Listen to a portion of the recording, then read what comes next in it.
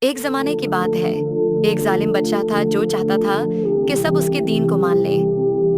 اس کے دربار میں ایک جادوگر تھا جو بوڑھا ہو گیا تھا اور اپنے لیے ایک شاگرد ڈھونڈ رہا تھا۔ ایک دن ایک چھوٹا لڑکا اس کا شاگرد بن گیا، لیکن اللہ نے اس لڑکے کا دل ایمان سے روشن کر دیا۔ روز لڑکا جادوگر کے پاس جاتا، لیکن رستے میں ایک بزرگ عالم ملتا جو اسے اللہ کا دین سکھاتا۔ ایک دن رستے میں ایک بڑا جانور لوگوں کا راستہ روکے کھڑا تھا۔ لڑکے نے دعا کی، اگر جو بزرگ کہتے ہیں وہ سچ ہے تو اس جانور کو مار دو۔ اللہ نے اس کی دعا قبول کی اور جانور مر گیا۔ لوگ حیران ہو گئے۔ لڑکا اللہ کے حکم سے بیمار لوگوں کو ٹھیک کرنے لگا۔ یہ بات بادشاہ تک پہنچ گئی۔ بادشاہ نے لڑکے کو بلایا اور کہا، اپنا دین چھوڑ دو۔